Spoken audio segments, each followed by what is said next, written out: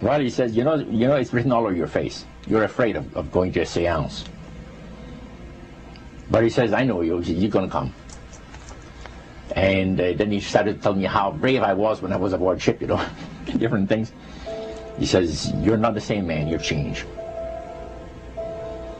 You're chicken. That's all I needed to hear. I said, when do we go to a seance? So one Saturday evening, we were in the place. It was our first time. Very beautiful place. The medium was a lady. She had a gorgeous new home in Montreal. And there were about 20 invited guests there, which I was one of them. And she communicated with the spirits for different people there. And telling them what the spirit said. One man said, I would like to talk to my friend that died 6 months ago. But I don't want him to appear.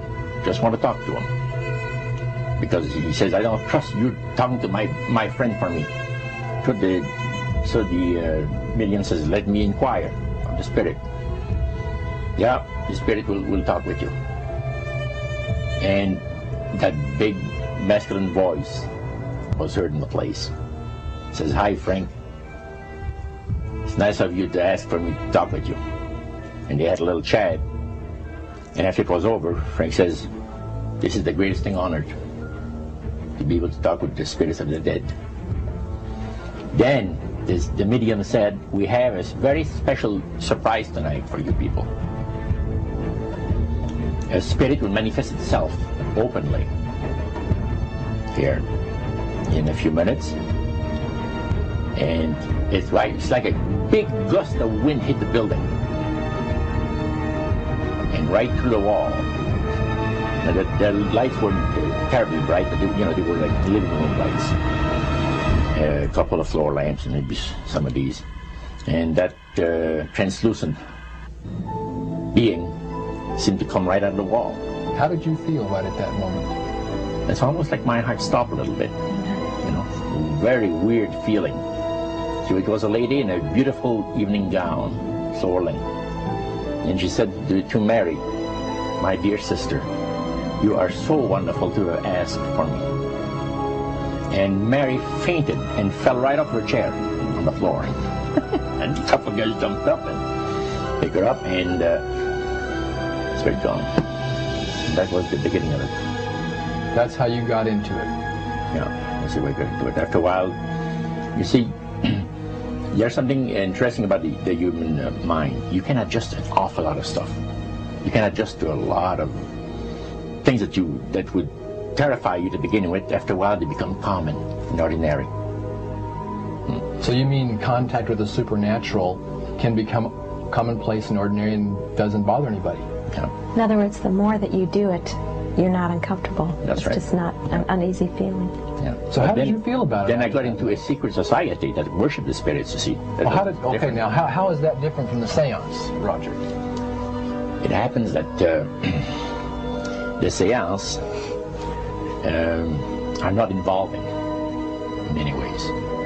But when you get into a secret society of spirit worshippers, then, and especially when you're invited there by the direction of the higher-ups in the spirit world, you never get out of there alive. And this is exactly what my friend and I were up against. We didn't know anything about. And there was a very, very popular big band leader. Jazz band, yeah, very famous. And one night we went to one of these seances, and he was with his wife. So Roger, you're at this restaurant. What happened? We sat there, and we had our favorite alcoholic beverages, you know. And as we talked,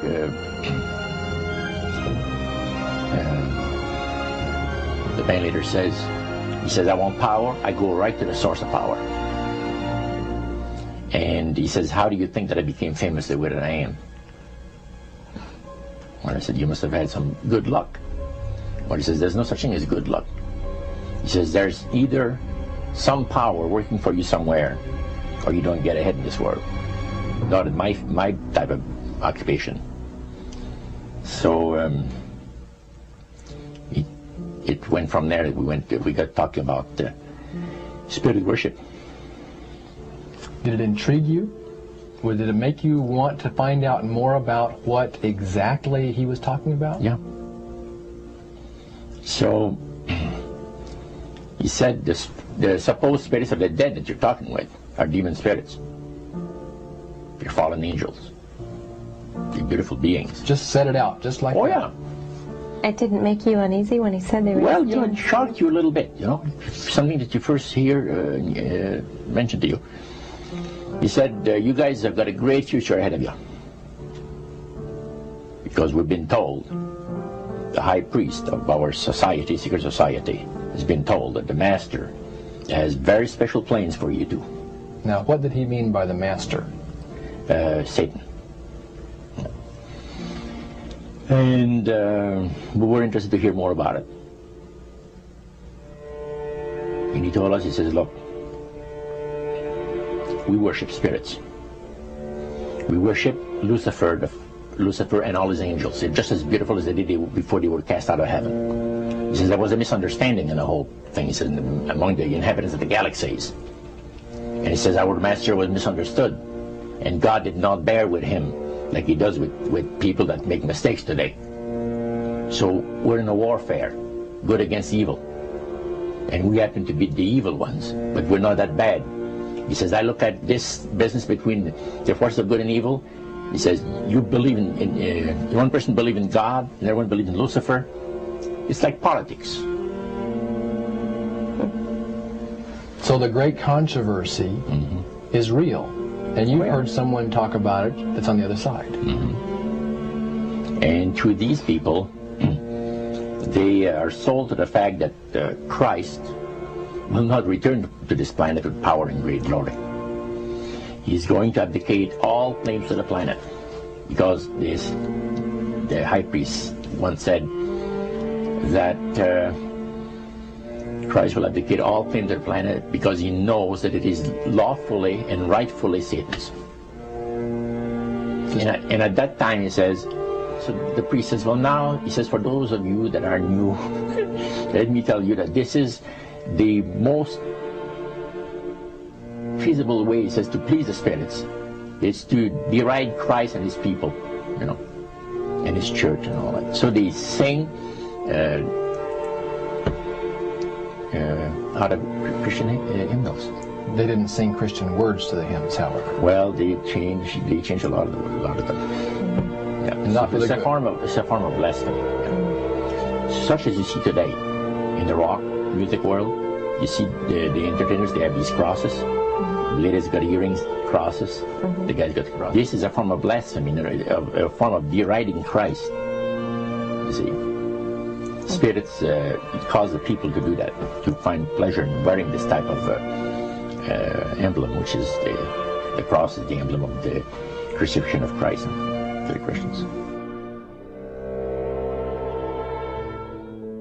Better to reign in hell than serve in heaven, is that it? Why not? I'm here on the ground with my nose in it since the whole thing began. I've nurtured every sensation man has been inspired to have. I cared about what he wanted, and I never judged him. Why? Because I never rejected him. In spite of all his imperfections, I'm a man. I'm a humanist. Maybe the last humanist. Who in their right mind, Kevin, could possibly deny the 20th century was entirely mine?